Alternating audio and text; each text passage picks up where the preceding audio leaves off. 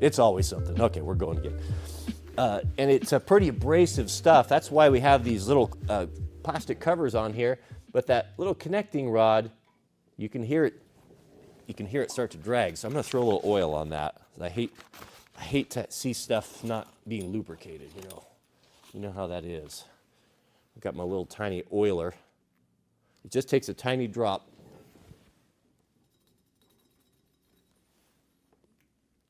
Per side. Is there anything left in there? Yeah, I think so. Maybe I should use some Amsoil synthetic on there.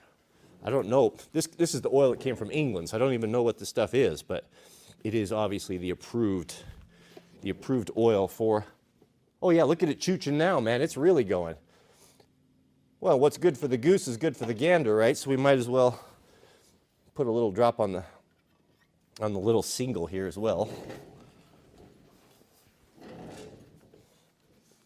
Oh, the old stove is nothing better than a wood stove in the shop. I almost didn't put one in here. Mrs. W and I were talking, and I thought, well, maybe we'll just kind of get a basic gas furnace, and I can put it over there, and I can just turn that on. How nice and convenient would that be to have a gas furnace? But boy, I'm glad I put the wood stove in. There's just nothing like it. It is the hearth. The hearth is the heart of the home. The hearth is definitely the heart of the home. Oh goodness, we have some super chats here. Let me jump in those and take care of these real quick, and then we'll get our lantern going here. All right, we've got a super chat from Mr. Jason Barr. Shout out to you, Jason. Good to see you back. Sounds and looks great. Good to see the live stream again. Yeah, it's good to be back. I'm looking forward to it. I've been looking forward to it all day. And Mrs. W and I, we sat down this morning and had a real serious business meeting, kind of year to date of what's going on and what our goals are in the year, and really solidified a lot of those and what that means for the properties and where we're going to put resources and such. And one thing that we have not been very good at is having a routine or having a schedule. And that's something we're going to work a little bit more towards, and that will help me get the live stream. So we'll narrow it in, but it seems to me, I think is what's going to work best is around the noon, 12 o'clock time for a live stream. That gives me time to have breakfast with my family, do the things that need to be, all the housekeeping things, time with the kids and stuff, and then from noon to 6:30, 7 o'clock, whatever, I can get my work done, and that's probably what we're going to do. So that's kind of the plan. Of course, that will change, because you know how I am. We have a super chat from Mr. Dean Pickett. Shout out to you, Dean. Very generous of you, Dean. Dean says, thank you for yesterday's live stream. Really needed it. Good to see you again. Yeah, and if you missed yesterday's live stream, the live streams, I'm not going to let them meander and run too long as they've ran in the past. We're going to just try to cap it at an hour. And I do have the whole live stream with the high quality audio that you guys did not get to experience yesterday. So if you didn't see it, if you have any interest in that, I think what I'm going to do is I've got the Wranglerstar 2 channel. I haven't done anything on that for years. It's just sitting over there. I think I'll resurrect that, and I'll just rename it Wranglerstar Livestream or Clips or something like that, and we'll park that stuff over there. So we'll separate the two. We'll put the live stream stuff over there, and they will be available if you want to miss them, as well as some clips and things if you want to do that. So I'm going to actually work on that today. So lots to do, lots of fun. The cold shower, man, the cold shower gets you motivated, I assure you, which is really also really nice for Mrs. W. So I asked her, because she has hot water now, I asked her if she would be joining me. And I did not get an enthusiastic response of any way. So I don't know about that. Maybe if I started to receive some serious benefits and she likes what she sees, maybe she will join me. But here's what I'm thinking. Now this is a bold move for me. But, I do have an icy river that borders our northern property.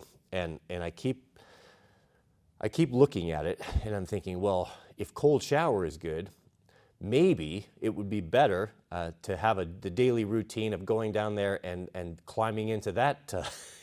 And I'll tell you, if you want to talk about cold, that's cold, but it's the perfect spot. It's deep enough where you could get in there under your head and swim around.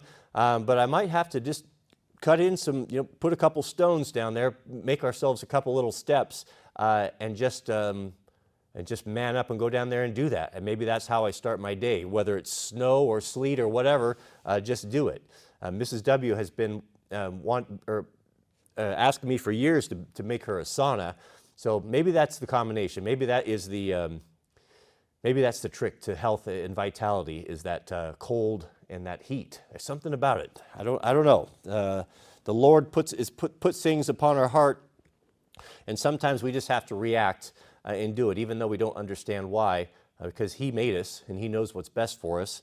And who am I to argue with the Spirit? So we'll see. That's going to be a big stretch for me. If you would have told me I would ever even consider getting in that cold water in the middle of winter with snow on the ground, I would have called you a lunatic, as I'm becoming. All right, we have some new members. JJ Blink, shout out to you, welcome. And Nick Smith, new member, shout out to you, Nick. Thank you for joining us, appreciate that. And Back Creek Homestead, good to see Back Creek. In that Back Creek is not a new member, he's a single lock type member. Glad you see the live streams. Well, I'm glad to be back as well, and I'm excited about it. I'm excited about it, the future. It was really nice to sit down with Mrs. W and bless her. We are very different, the two of us. She has the analytical mind. It's all about the spreadsheets and the numbers and all of these things.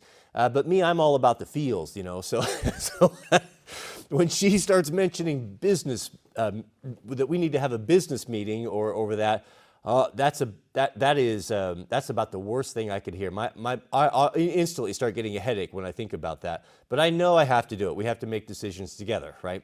I don't want to just. It's not fair for her to have to do everything. We have to do these things together. So bless her. She condenses it down. So she can take a whole year and condense it down into 4 pages where we can burn through it in 15 minutes, and it was quite tolerable. But it's nice to see.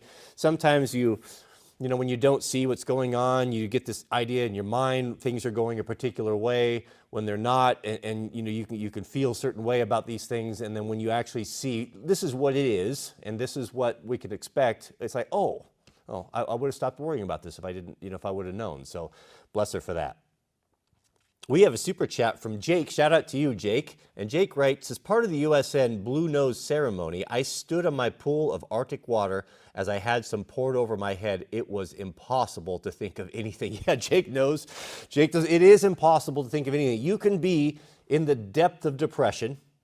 You can be feeling sorry for yourself. You can have pains, whatever that may be. And I assure you, it will be the farthest thing of your mind when that cold water hits your belly. I assure you. If I wasn't so self-conscious about my body, I'd probably just put the camera on, put my swim shorts on, and just do it. We could all do it together. But that might be a bridge too far for me. We have a super chat from our friend Overton Windex. Shout out to you, Overton. Thank you. Very generous of you. Overton said, spoke to my heart transplant team coordinator about cold shock showers. He highly recommends them. Cold shock is the only way to exercise a couple functions in the cardiovascular system that should be exercised. Yeah, it's really incredible. And again, it's not witchcraft. I thought it was maybe some witchcraft, but placebo is fine if it works. 50%, when they do studies, and I think I've read this, it's always close. 50% of the folks that placebo works 50% of the time. It almost has the same success rate as some medications. So what that tells us is that the body has the ability to heal itself and the immune system and such. But when we have to understand that there is an adversary that is out there constantly working against God's people, and all people. All people are made in the image of God. And behind the scenes, what we don't see, there are things being done to our food and our air and our water that are, in my opinion, that are intentionally designed to weaken the immune system, to weaken us and to cause us all sorts of problems. And, folks, if you're not, that's an insidious thing. And what I think a lot of people, and I'm not the only one that's waking up to this. I think a lot of folks are starting to realize this and taking a look at those things. And what I've heard about I upload a lot of stuff on TikTok. I got a channel over there that's growing really, really fast. Got videos getting millions and millions of views over there. And what I first heard about TikTok, I heard about, oh, it's a Chinese spy site, and it's how terrible it is, and it probably is, but it isn't any worse than what what Uncle Sam is doing to us, I assure you, and it's better in some ways, in my opinion. So since I started the channel over there, and I wanted to try a little bit of an experiment. I started the Wranglerstar TikTok channel over there just completely standalone. I mentioned one time in one video some time ago, maybe last summer, that I had just started a channel just offhand, and I've never mentioned it again. I've never cross-promoted it on any of my stuff. I've never tried to leverage the audience that I have to go over there. I just thought, well, I'm going to produce the best content I can, and let's see what happens. Let's see if I'm rewarded for hard work and quality. And I am. Absolutely. The channel is growing incredibly, and it's very interesting. And I wanted that as kind of a sample to see, am I being not promoted on YouTube or vice versa? And what I've kind of found is they're very similar. If something does well there, it typically does well on YouTube, and they just kind of move along at the same speed. So spending some time over there, and I wasn't so much interested in consuming the content, but when you're uploading there, you can see the thing you're waiting for the video to upload on there. It gives you the option to scroll through. So I'm scrolling through as I'm kind of watching, making sure everything uploads. And what I find on there is that it's much less censored than YouTube. You can get really good information from real people that are on the ground, real people that experience this, and the algorithm is very good to feed you content that you're looking for. And it's really become my primary source of news and a lot of other people. And I was having dinner the other night with some friends, and this topic came up. They realized that I'm a content creator, and of TikTok came up, and most people in attendance had the same opinion. Oh, it's silly kids dancing and girls dancing and all that. And I explained to them, it's actually not. If you want, there are things that you can upload over there that people can post opinions on that are not particularly friendly towards the U.S. government or censorship, that things that are taking place that are very that you would never be able to get on any American sites. And it is understand what it is, but it is a really good source of information. It absolutely is. I don't know where I was going with this or what the point was, but thank you to Overton. And Overton confirms it, and we know that he is the smartest moderator in the chat. So shout out to you. We have a super chat from Berserker Gang 2019. Shout out to you, who writes, a great channel. I watch your channel all the time. I'm happy to have made the live stream. Your new shop is great. Stay safe and see you soon. Yeah. The new shop, I have really been enjoying it. It's been a labor. I tell you, gentlemen, it is so difficult, the organization thing. And there's so much that God is laying upon my heart to get me ready for the coming fight. I have stood up and I've given my body and my soul and everything to Him, to wherever that may lead. But I understand that I'm deeply entrenched, entangled in the Babylonian lifestyle, just like many of you are. But God wants us to get out of that. And this whole thing, and a lot of people think I'm crazy, and maybe so, but I am on my way to the kingdom of getting more connected just for example, let me give you an example of the benefits of just being barefoot. I don't know, I don't understand, the grounding and all that. Is there something to it? Is there not? But I know that we're under, there's so much, so many radio waves and signals and everything from our routers and to cell phones, everything, Bluetooth and Wi-Fi, it's unprecedented how much radiation and such we're being exposed to. Now, is this good or bad? I don't know. I do know of folks that have worked installing or working around radar or working around 5G, that some of them have developed symptoms where they're not able to even live amongst society anymore. They have to go to remote areas. So I don't know if some people are more susceptible than others, but they may be canaries in the coal mines. And so I have, one of the things that I have been really in prayer, in the last 6 months or so that I've really been frustrated with the Almighty about is I felt like He wasn't giving us protection. He wasn't warning us about the things that are being done to us, that are hurting us. Poisons in our food, poisons in our air, chemicals and different things in our water. A guy doesn't. We don't have time to go in and look into all this stuff. We're trying to pay for our homes. We're trying to take care of our families. We're trying to hold down jobs and run businesses. Who's got time to go get microscopes and do all this stuff and see what's in what we're eating? I don't have time for that. And I really struggled with, I was thinking that, we're told that that we're obviously sinful people, right? And don't meet the standard of God. And praise God that He gave us Christ, to fill the gap where we fall short.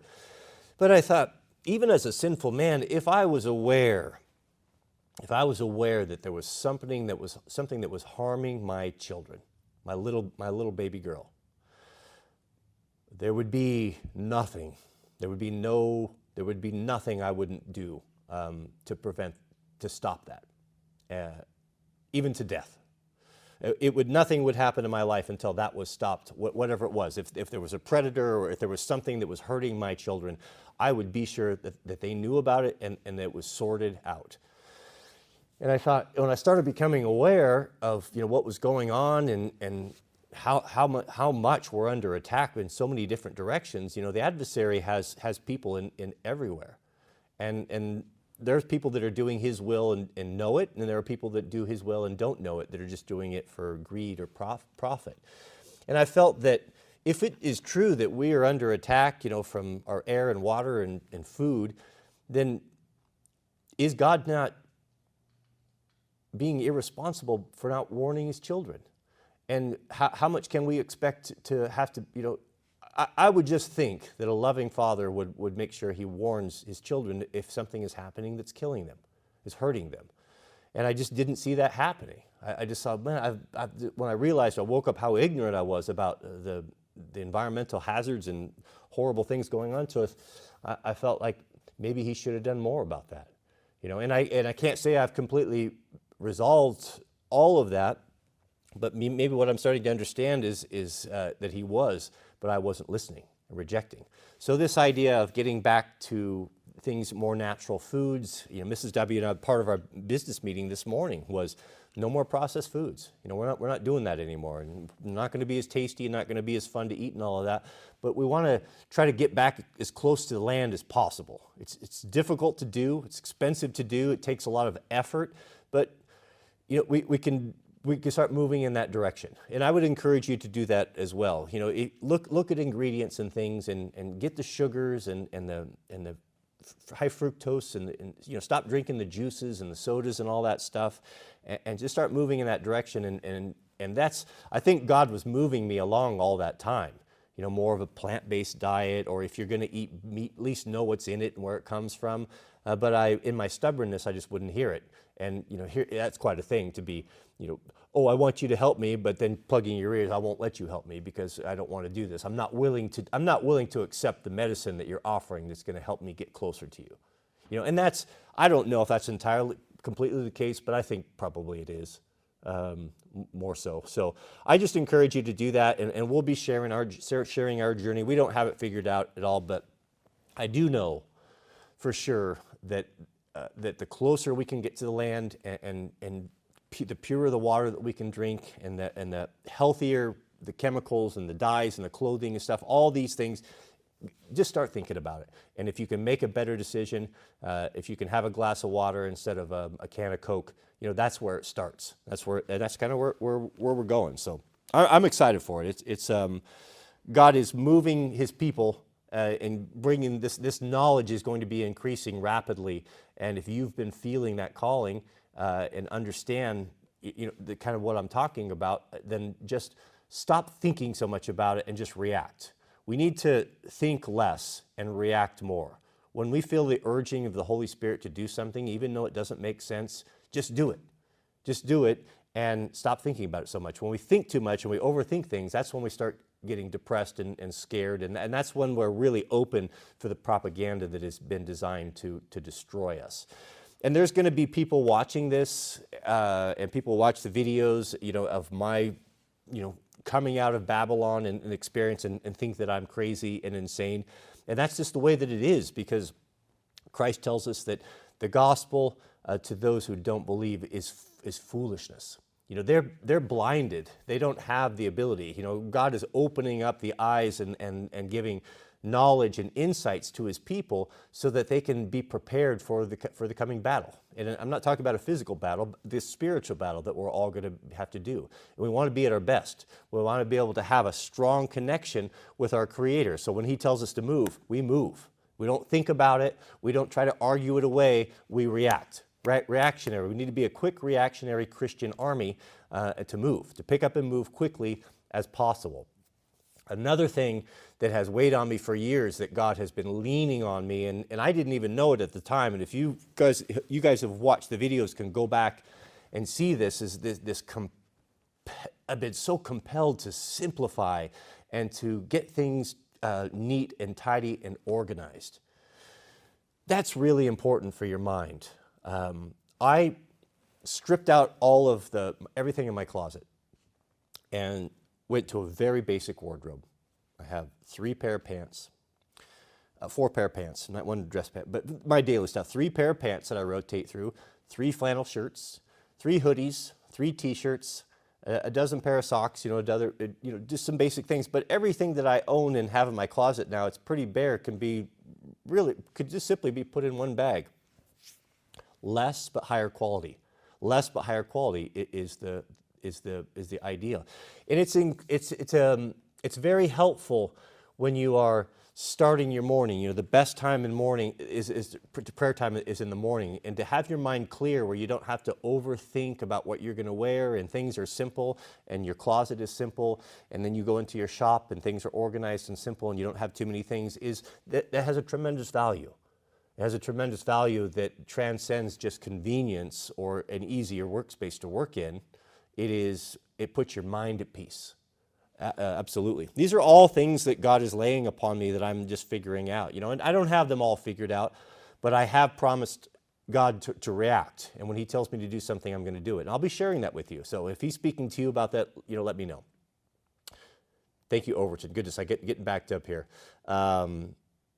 Berserker Gang.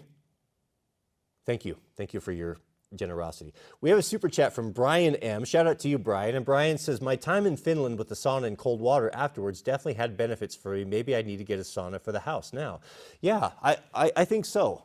I'm going to try it. We'll, if I can get the time, I'd love to build one, and we'll see. We'll go through this all together here. Mr. Noel Hastings, shout out to you. Welcome. Noel writes, here in Sacramento, the storms has destroyed the region. No power, flooding really put my preps to the test. Many relying on me, an eye-opener for sure. Yeah, no one's laughing now, are they, Noel? Remember when we all started doing this, how people thought we were crazy? My family felt like they needed to have an intervention with me, when God put it upon Mrs. Debbie and I's heart to get out of the country. And this has been happening a long time. When I look back now and I see all of why did I do these things? What sense did it make for us when we were newly married? For Mrs. W had a job that was paying her well over 6 figures, and I was I had a fledgling eBay business, and God moved upon us that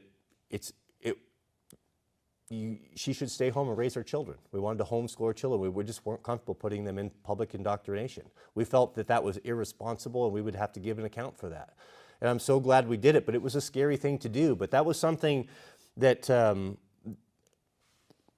God knew what he was doing when he put the two of us together, because she's the logical thinking one, and I'm the emotional, artistic, reactionary one.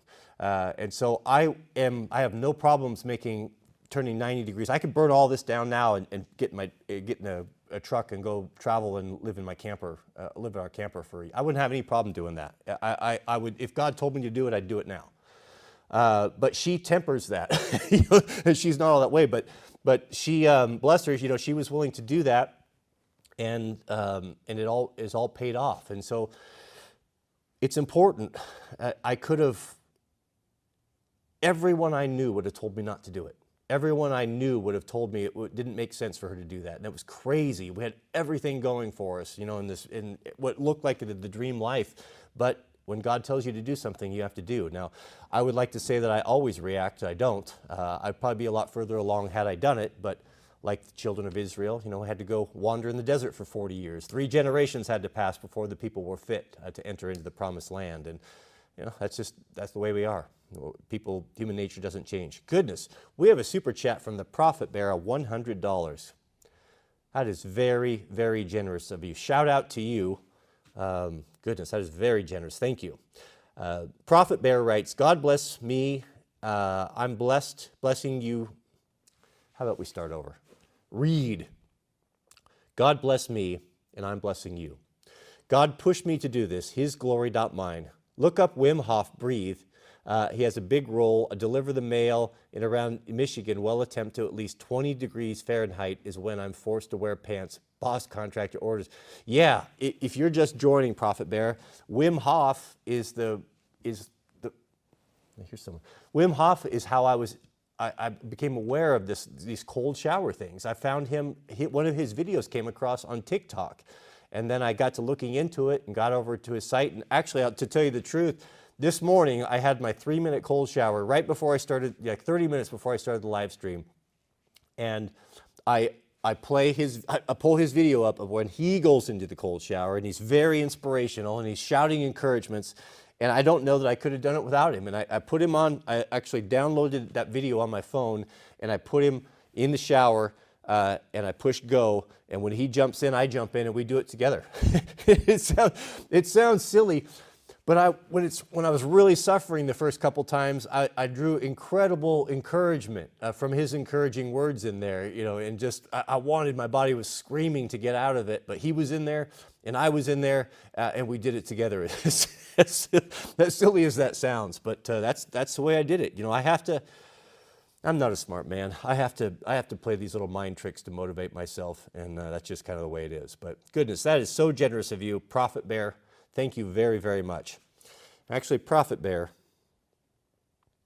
I need to come back. Prophet Bear, you need to be made a moderator, and I don't know how to do it right now. But Overton, remind me, Prophet Bear. We'll get him hooked up and get him in the rotation. Goodness, Beth. Let's see. Did I miss anyone else here? We have a super chat from Wretched Souls. Shout out to you, Wretched Souls, and member. Wretched writes that he works in mobile telecommunications for the last 30 years. The frequencies are 100% natural. We just harness them like we harnessed electricity and lights. It's just just new and misunderstood. It could be. I don't know. I do know that I had a friend whose dad worked on the early radar with the Navy, and where he was in real close proximity to it. And he had a lot of health issues that he attributed to that. But again, I don't know, I don't understand all of it, nor am I interested in understanding it. I just don't have time to get into all that. But you know what you know, right? And when your body tells you something, you need to react to it. We've been so disconnected, and we've got ourselves so wrapped up in comfort and cotton and blankets, and so disconnected from the tooth and claw of nature, that I think we can lose sensitivity and just lose touch with a lot of things that are important for us. Fresh air and being outside, having your feet and your hands in the dirt and the soil, all of those things. All I know is that God is moving me in this direction. And if I go too far, I have a tendency to go too far and get the idea or get the suggestion and take it to the next level and do something that God never intended me to do. But that's the learning process. And I wouldn't fault anyone for going down the wrong road and maybe going out on a limb too far, making a mistake if he's a seeker and he's trying to find truth and he's trying to find how to be healthier and happier and combat all of the attacks on us from the adversary. And if he makes mistakes or falls down from time to time, that's how you learn. We learn by doing. But someone that sits on the fence and has never done anything or never taken a risk or gambled at all and sits and throws stones is of no account. I mean, who cares about that? I would rather have a zeal and a passion for life, experience new things, fall down, get hurt. This works, that doesn't work. It doesn't matter. But at least you're doing something. One of the things that's kind of fun about being barefoot in the shop, talking about being connected to your environment, as much as one can be connected to an environment inside of a steel building with a concrete floor, right? It's just the temperature variations on the floor. I walk around a lot, and I got my workspaces over here, and I'm moving around all the time, and just that connection of feeling the temperature change on my feet and the concrete floor, from the warmth right here by the stove as it warms up to getting cooler and colder. It's a funny thing, or it seems like kind of a simple thing, but it does connect me to my environment, rather than just being completely isolated with wool socks on and rubber shoes and have no idea what's going on with the seasons, the cold and the hot, and it's just one more little more tactile feeling or connection that makes you aware of your environment in a way that I think is positive. I don't know. It's just what I do. It's what I do. Thank you, Noel. I sure appreciate that. Oh, that's Noel's coming up here. Thank you, Wretched Souls. Shout out to you. That's very generous of you. We have another super chat from Mr. Noel Hastings. Shout out to you, Noel. It's always good to see you in the comment. And double Loctite member. Note it. Double alternator member. Noel says, I have been on a meat diet for months now and never felt better. That and ice baths. I definitely get rid of the sugar getting my own cows. Yeah, I had a friend that was really into this book that was called Eat Right for Your Blood Type. And he was convinced that different diets are suitable for different people. And he was always a little bit more out there than I was. Or I think he was probably more, not probably, he was more in line with what is good for us than I was. I was raised with a very small-minded, a small-minded group of people that basically kind of taught us that anything we didn't understand we should be afraid of. So I had to overcome that. I'm still overcoming that. Here I am 50 and just now realizing what a lot of you have known all along. But he was convinced that eat right for your blood type, that there were certain people that needed to have certain things and others didn't. Like our Eskimo friends up north, they can live to a ripe old age, healthy lifestyle on nothing more than meat and blubber, and maybe, I don't know if they eat seaweed, but you can bet they don't eat a lot of salad, in traditional things, and they do just fine. And they've adapted to that, and that's what they do. And again, you got to listen to your blood type, or listen to your body, what you require. And I could do the same thing. I have been on a meat diet for multiple months where I didn't eat anything other than just meat and water. Probably went three months or so.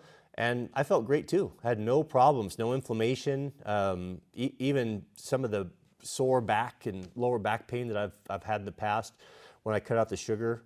I think that comes down to inflammation. But I do believe that if there's one thing that you could do that would give you the best benefits, it seems to me anyway, is to get rid of that sugar.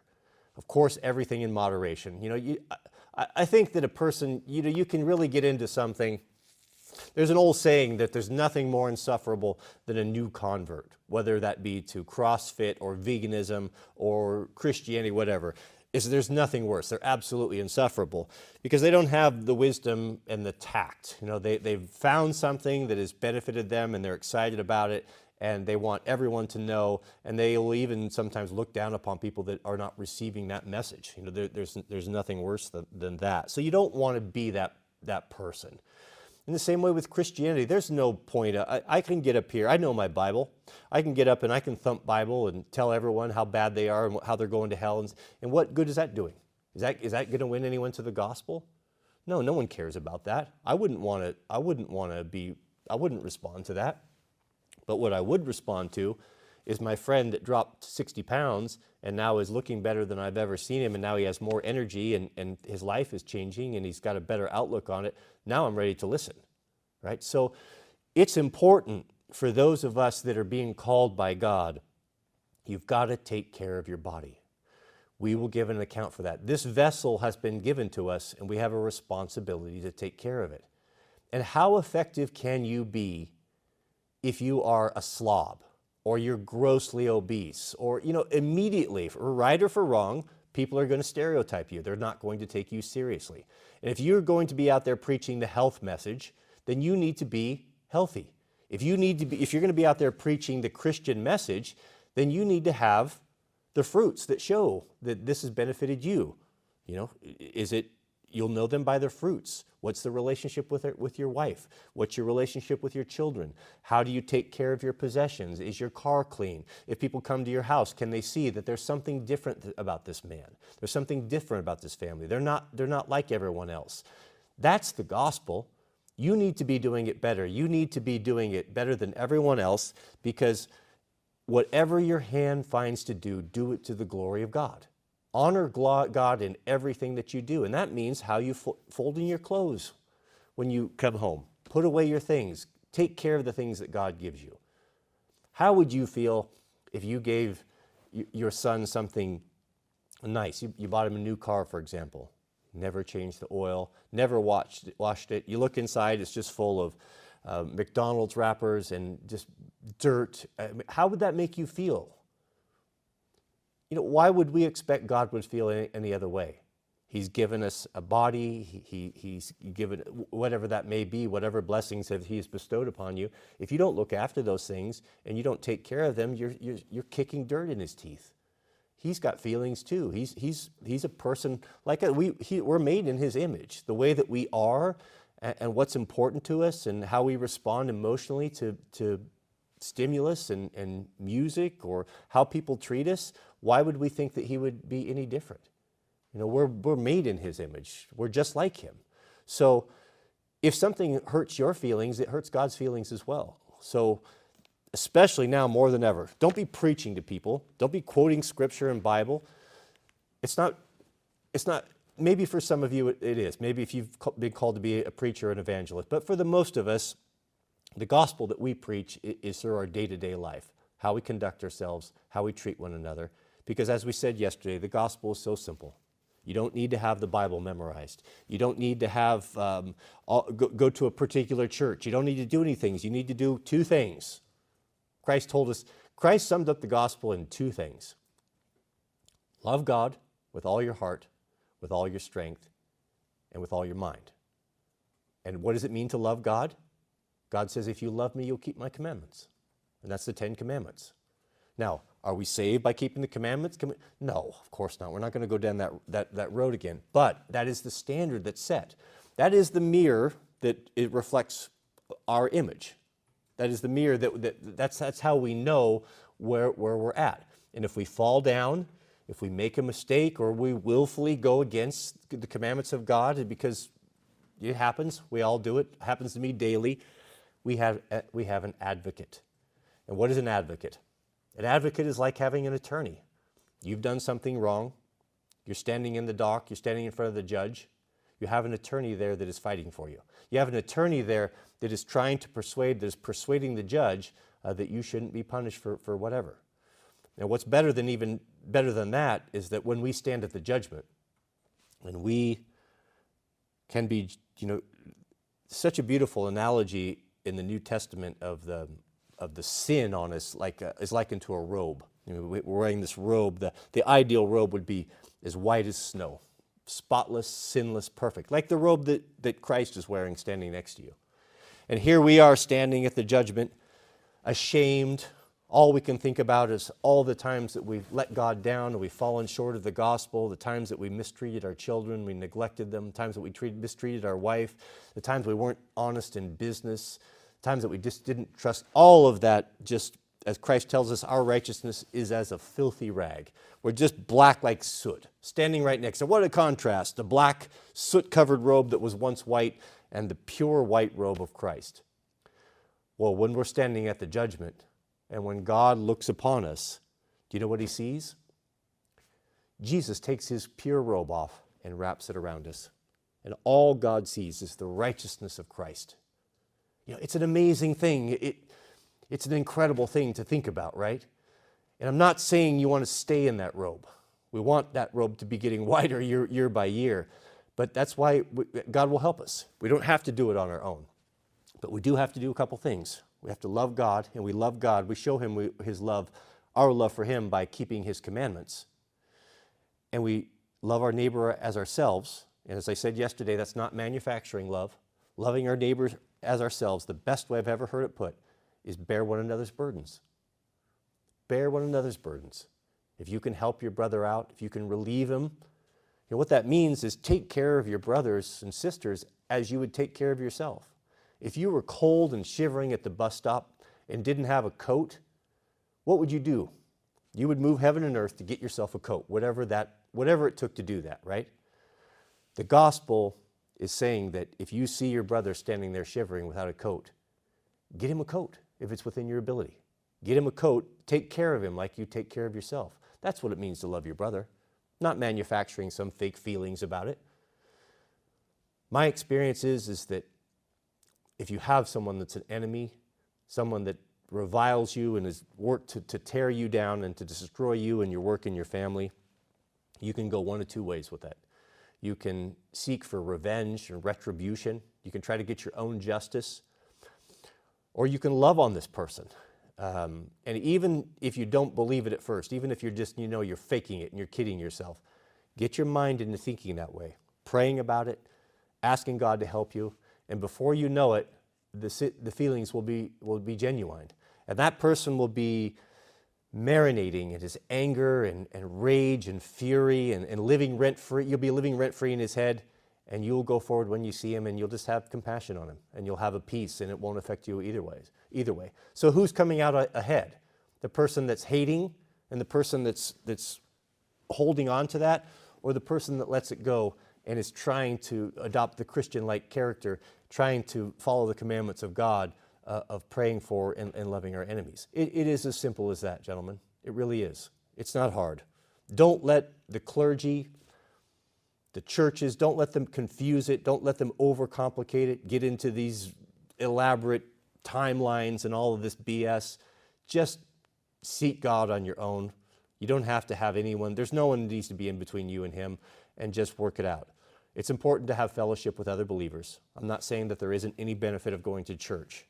I have to clarify this because people like to take things out of context and run with them. But you'll find your people, and they might not be where you expect them.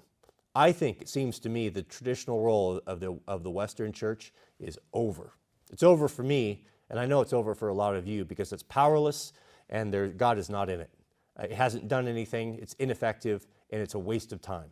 You'd be far better off to have your neighbor over to your house on Sabbath or Sunday and treat them to a dinner and get to know them. Find out what's going on in their house. You might find out that they have a need that you weren't even aware of. You might find out that they have a sickness in their home or some way that you could alleviate them. And I'll tell you, the blessing that comes out on the other end for you is immeasurable. As we said yesterday, there's nothing better there's no better experience that we can have on this earth in the situation we are separated from God than to be able to relieve another person's burden. To see the look on someone's face, or if you can take a worry away from them. If $100 can make a big difference, give them the $100. And you don't need to be going out bragging about it. Keep it to yourself. Don't make a big show of it. If you want to have a reward in heaven, keep it to yourself. If you want your reward here, then go ahead and tell everyone.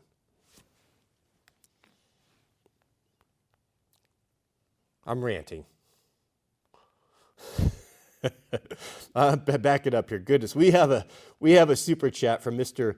Jason Barr. Shout out to you, Jason. Good to see you here.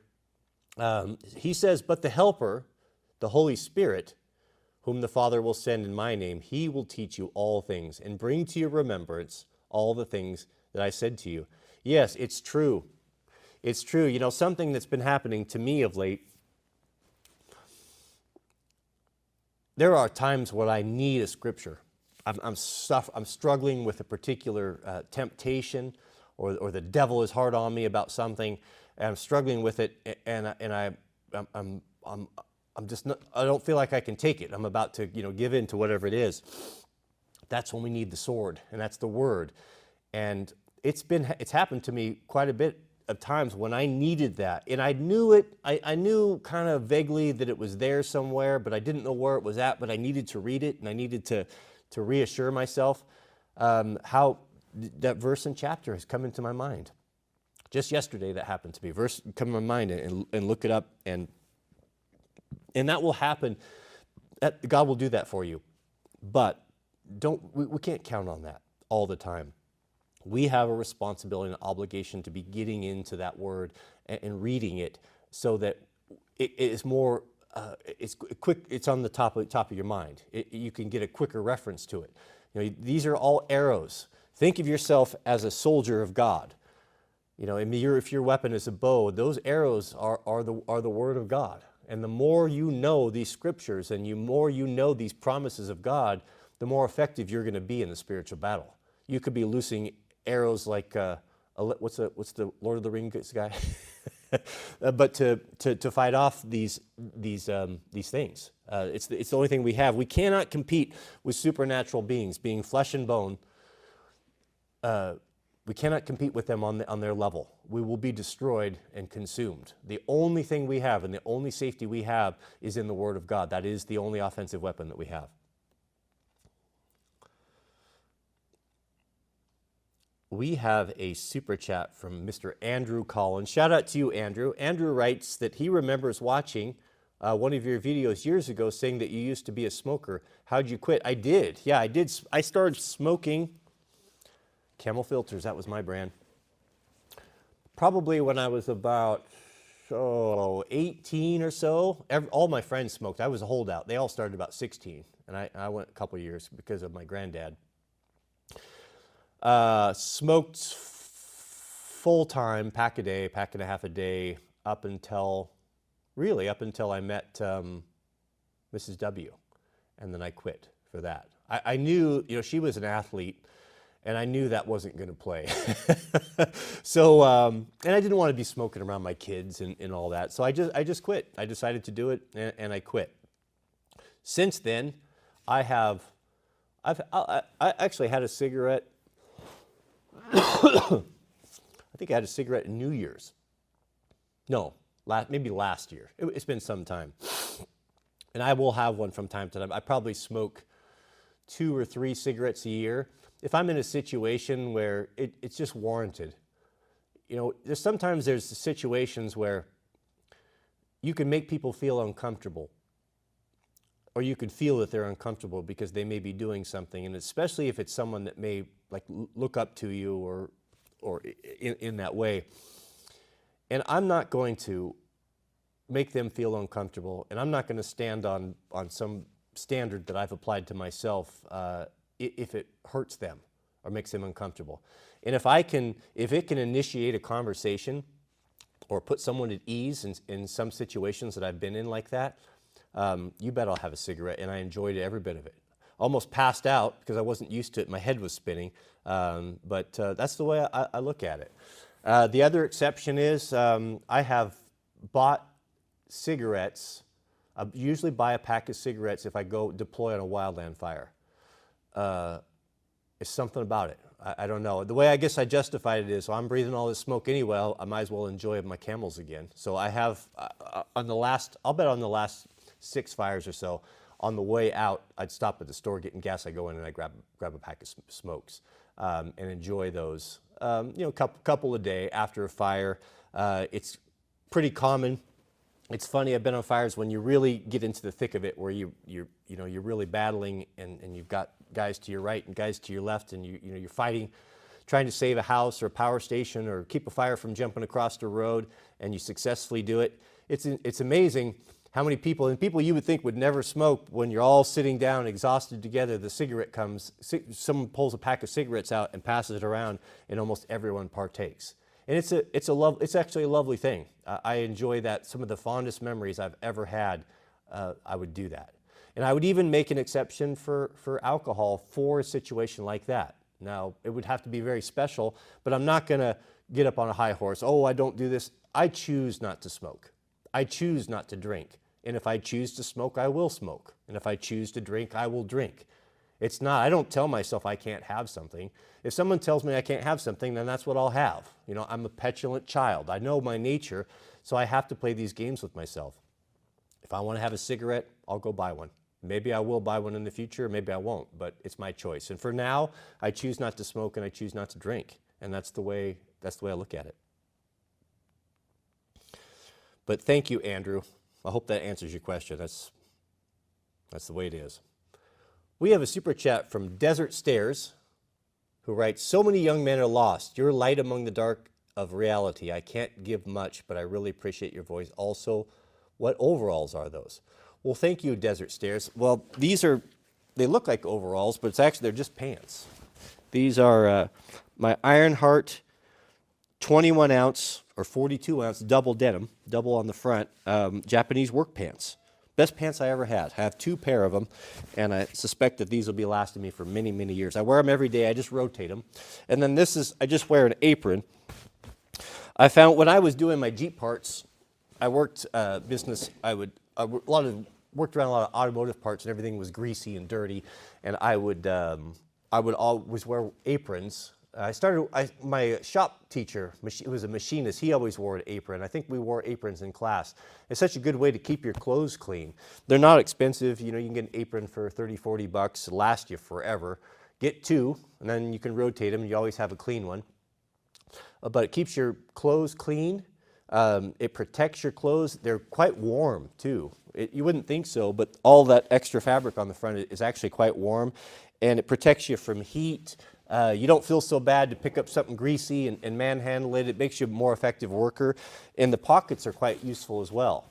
I was working on my snow bike the other day, and I had a bunch of tools, and I was poking my Allen wrenches in here and keeping track of little bolts and nuts in there. And I'm a big fan of aprons, and it feels good when you wrap it around you. It's like getting a hug all day. But that's what I wear. We have a super chat from my125212252. Shout out to you, and double Loctite member. Let's not forget that. Who he says, I've been meaning to help with the red Coleman funnel spills. Lantern level, funnel tight when full, tilt lantern up and remove the funnel. Oh, that's just too simple. I'm going to do that. Okay, so push the funnel tight and then lift it up, and then when you pull it out, then it won't spill on you. It gives you a little bit more volume. Okay, yeah, I don't know why I couldn't figure that one out. Goodness, we're not even going to get to our lantern today. We have a super chat from Mr. Tony Bologna. Shout out to you. And Tony writes, the channel has been an absolute blessing to me over the last decade. I look forward to the future of the channel, to cold showers, to back to the basics. Man, I hear you, Tony. And if you haven't done it, brother, do it. It's going to be the hardest. It's going to be the hardest thing you ever do. Here's what I'll do. This video will go up. This live stream will go up. What I think I'll do is I'm not very happy with the audio quality of the live stream. So how I've got it set up is the live stream is being recorded on some third-party software, and then it just automatically uploads to the channel. Well, the audio is the video is 720, and it's just not very good. I'm not happy with it. So what I've done is I've got a good camera in 4K sitting right on top of the webcam, and then that's recording this also. So what I'm going to do is I'm going to upload the high quality one. It'll take a couple hours to do, and then we'll clip out of that one as well. And then you'll have a good product that will be a lot nicer to watch. So what I'll do is I will put the links to the Win Hoff videos that I found and the ones that I take in the shower with me. There's two or three. I'll put them on there. And man, just do it. Do it today. When we're streaming tomorrow, I want to hear back of what your experience was like. I will be doing it. I promise you. I've committed to it. I will be doing it. We'll be suffering together. And as we know, misery loves company.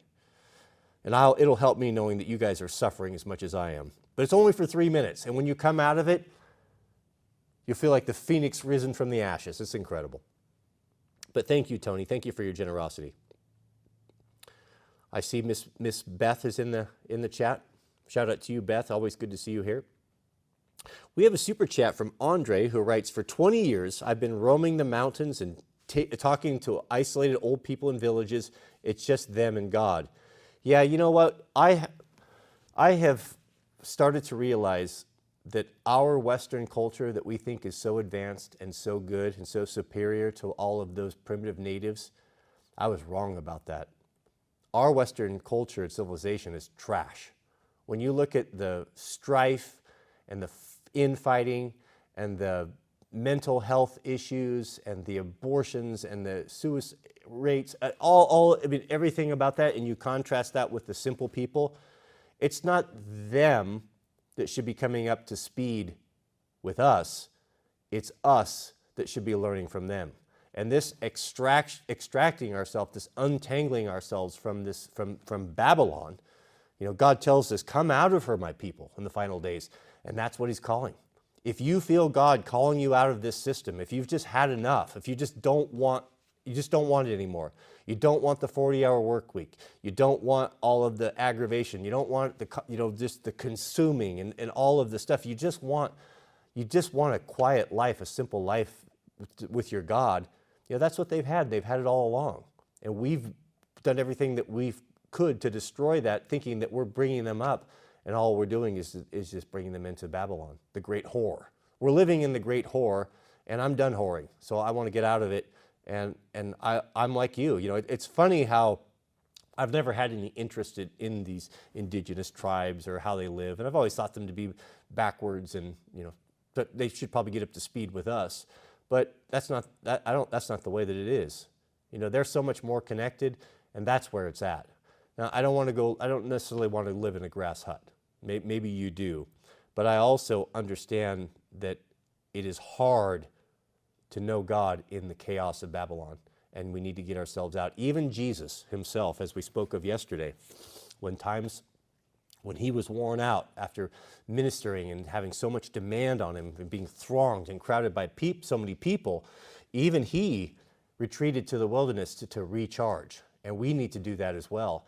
You know, this is going to sound crazy. I haven't told this Mrs. W, but I've been, you know, just a thought that came into my mind was, you know, maybe if that was the example, you know, 40 days and living in the wilderness to reconnect and recharge, you know, maybe there's something to that. And if that's something that I should maybe plan, you know, could I do 40 days in the wilderness, relying upon God for everything, upon God and my wits? Could I take my bushcrafting kit and could I survive in the summertime up north on the north side of the mountain for 4 weeks by myself? Just living off the land, and what would the benefits of that be? How would I come back to Babylon after that experience, and how would I do that? It was actually working that out in my mind yesterday. And I thought, well, if I did 2 videos a day for 4 weeks, I could just have videos that were releasing, and I could, you know, have regular content for the folks, and I would be out there having my 40 days in the wilderness. I don't know. I don't know that it'd be fair to Mrs. W and leave her with the burden of everything. But I have been thinking about it. Maybe it doesn't need to be 40 days. Maybe it could be 4 days. I don't know. I haven't worked that one out yet, but I'm just impulsive enough to do something like that. Thank you. Oh, goodness, man. Thank you, Ron. I appreciate it. Thank you for your generosity. It was very generous of you. Goodness, I'm trying to get out of here, gentlemen. We didn't even get to light our lantern. We have a super chat from Sil Triver 49. Shout out to you, Sil Triver, who writes, I'm curious why you ride snow bikes instead of snowmobiles. What are the advantage of bikes? The advantage of the bikes, well, first off, I'm a motorcycle guy. I love motorcycles. I've grown up on them, always had them, so that appeals to me. Snowmobiles, I haven't. I've been on snowmobiles in the past, and I haven't enjoyed it. They're just big and heavy, and I've rode them all level. I've rode good ones, and you know, as good as they make. And it never appealed. I never even considered buying one. I just didn't enjoy it that much. But the snow bike's a completely different deal. The snow bike can go a lot more places than the snowmobiles can because we can side hill. I've been on stuff that was practically vertical. You just keys right in, you go along, and if you, with a snowmobile, you either have to, unless you're really advanced. Now, I've ridden with guys that can side hill. I'm not going to say you can't, but it takes a lot of skill and a lot of effort, a lot of time in there. Whereas a snow bike, I can take someone up that has, you know, doesn't really have any skills, and in a half hour, they're having the time of their life. They're a lot more fun, a lot lighter. They don't get stuck near as often. If they do get stuck, you just flip them over and off you go. I just enjoy it much more. It's when my friends and I, when we take out after a fresh snow, there's nothing like it. It's one of the best experiences in the world. You've seen movies of like a wolf pack, where they're running through the forest, and you see the camera and they're chasing after something, and it's the pack of wolves. It's like, oh, that looks, that's pretty cool. It's just like that. You're just going through the trees, and your powder, all you see is handlebars, from everyone. You're just snow flying, and sometimes we ride with the Sennas, so we have we're talking to each other the whole time, and grown men are just giggling like little children. That experience, maybe you had it if you grew up in a place where there's snow when you were like 7 or 8, and that time you got to stay home from school, and that experience to go out on that snow day and throwing snowballs and sledding with your friends, and just that unadulterated joy and laughter, and it's just one of the greatest times of life are those times when I look back on my life. You can have that again. You can have it again with the snow bikes, and it's fun. You can take it to an extreme.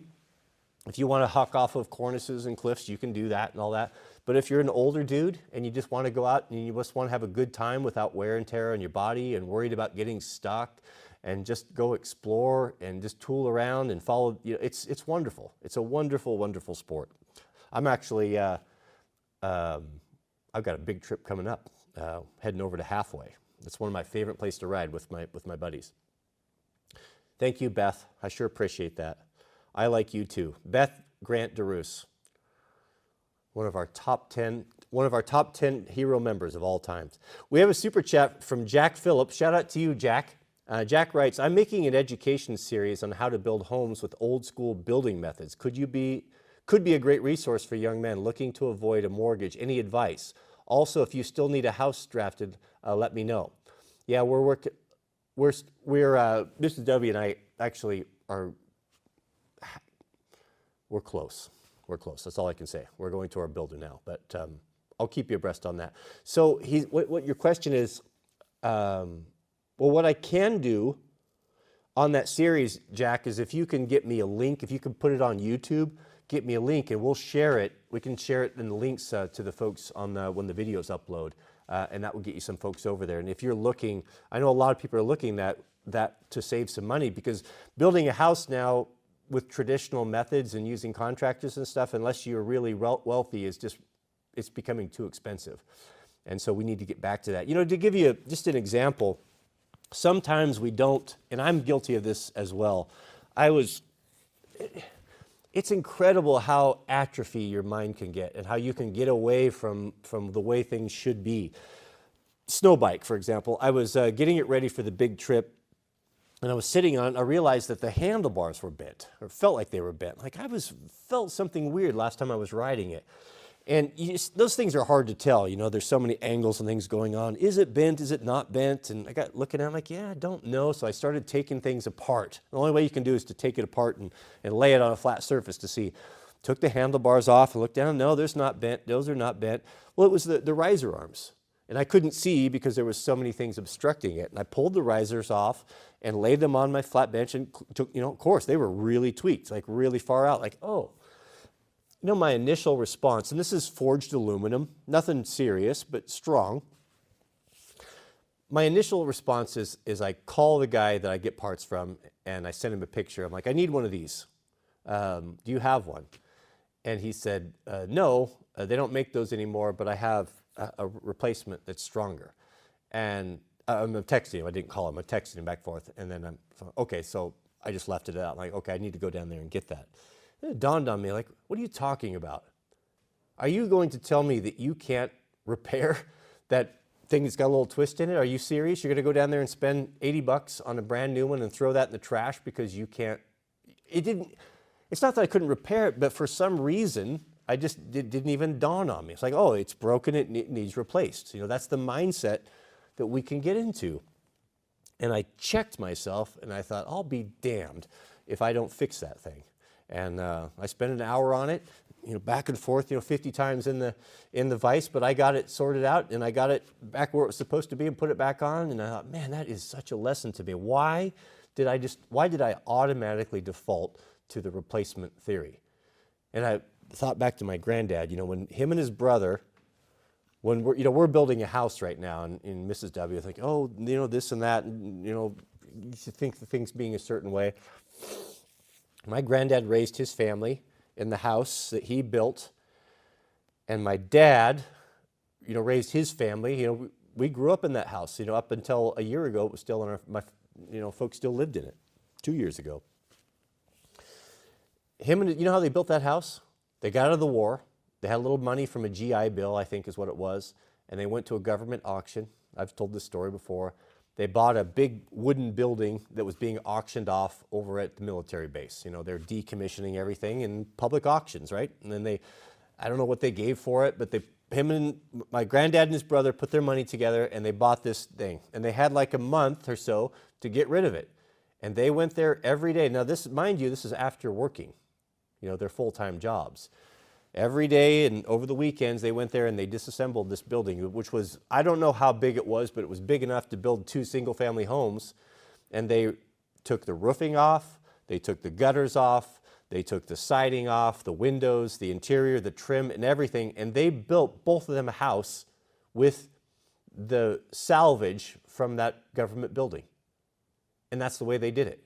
And you think today, how many dudes do you know that are in their 20s or 30s would have what it takes to do that, or even that would even be a concept for them? Not very many. Or myself, I'm not above at that. I just told you what I did, with that deal. I don't have any excuse. Now, did my granddad have any more skills than kids these days? Maybe, probably. Definitely a different time and all that. But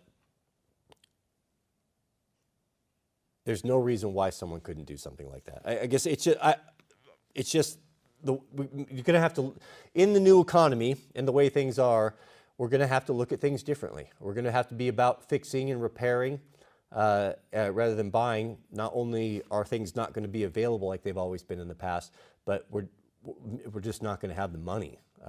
When you see what contractors are charging now, and I'm kind of in the thick of it now, it's shocking. It's shocking, shocking, shocking. 2 and 3 times what I expect, or what we could have expected 3-4 years ago.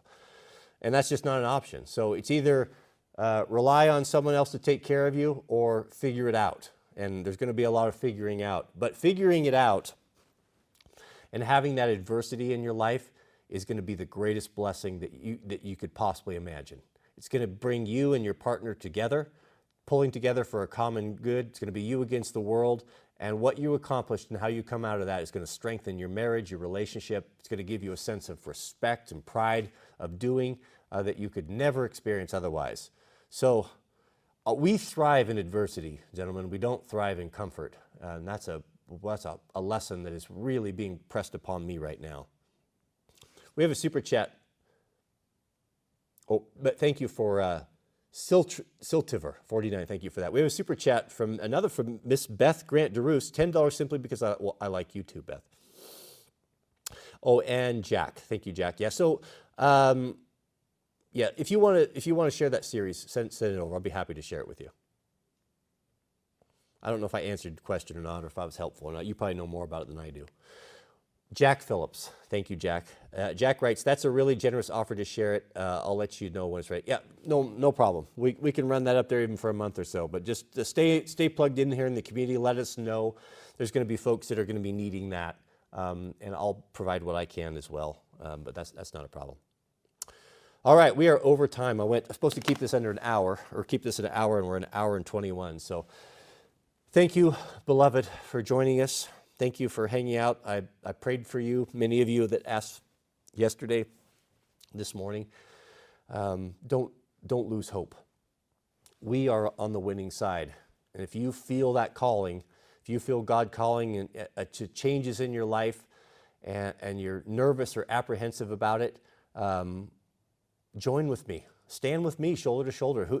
God's looking for men that will stand in the gap, men and women that will stand in the gap. And there's going to be very, very few that do. Very, very few. And the reward for those is going to be greater in this life and immeasurable in the life to come. Jesus tells us, eye has not seen, nor has it entered into the hearts of man, the things that I have planned or in store for those that love me. It just gives me the goosebumps to think about it. But it's happening, and God is real. And if you feel, if you just feel uncomfortable in your position, if you just feel something is wrong, that is because you're one of his soldiers, and he's calling you out. So get down on your knees, repent, ask for forgiveness, and ask for help. Ask for wisdom and guidance, and commit yourself. Commit yourself to put your hand to the plow. The Bible tells us, when you put your hand to the plow, you don't look back. Why don't you look back? Granddad told me. My granddad grew up on a self-sufficient homestead in Oklahoma. I think they farmed 80 acres, 40 or 80 acres. And he explained that to me one time. When men prided themselves on straight fences in those days. Go down, you see your neighbor put a fence in, everybody go down there and look at it and see, oh yeah. But if it was crooked, that you knew what you were looking at, right? You knew what type of guy you had that would do something like that, and it was not the good type. Same way with the plowing, and I'm not a farmer, but this is just secondhand. But he said, you never looked back. You kept your hand, you looked forward, and you stayed on the next row, and you plowed straight furrows. And if you wanted to look back for a moment, see what you'd done or what was going on back there, you get a little thing in there every time. It was just the way that it was, and you just didn't do it. You just don't look back. I'm live streaming. How good is it? Oh, it's Jack. Sorry, I don't have my glasses on. Is there anything you need? No, I'm good. Are you heading out? Yep. Do I have the baby? If you want her. Or is Mama here? Are you taking her? Yeah. Okay. Hey, drive safe. I love you. Love you too. Bye.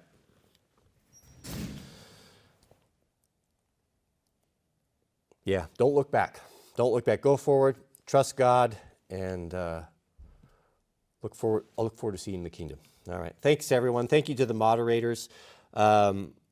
Overton, we need to get in touch, and let you send me an email, and we'll connect. I'll get you my text. We can text back and forth a little bit. But if you would be willing to maybe coordinate this a little bit, if we can get the moderators, we'll get a place where everyone can get me their information, maybe through you, and I want to get something out to you guys. A thank you package from Mrs. W and I for all your hard work. I wouldn't be able to do these live streams without you. I tried to do live streams, remember back in the day by myself before there were moderators and like Justin TV and those old sites, and it was impossible, and people could come in and shut them down. I feel like I can freely speak and say what's on my mind without distraction because of what you guys are doing for me, and I really, really, really appreciate that. It wouldn't be possible to do this without you. So I appreciate that. All right. Did I miss anyone? We have a super chat from Excavation Nation. Shout out to you. Good to see you back. Who writes, hello, my friend. Good to see you back. I'm glad to be back. All right. Look for me tomorrow around noon. I'll post that up. We'll try to keep it around that. We'll be on the road this weekend for a few days, but I might even try, if possible, I'll bring my gear, see if we can't stream from where we're at. But that's it. All right. May God bless you and your families. Please keep us in your prayers. We are at the tip of the spear in a spiritual battle that is just ramping up, and I'm ready to be the nuclear option. I have a mandate, I have a platform, and I have a very, very powerful Father. Thanks for watching, and we'll see you guys on the next one.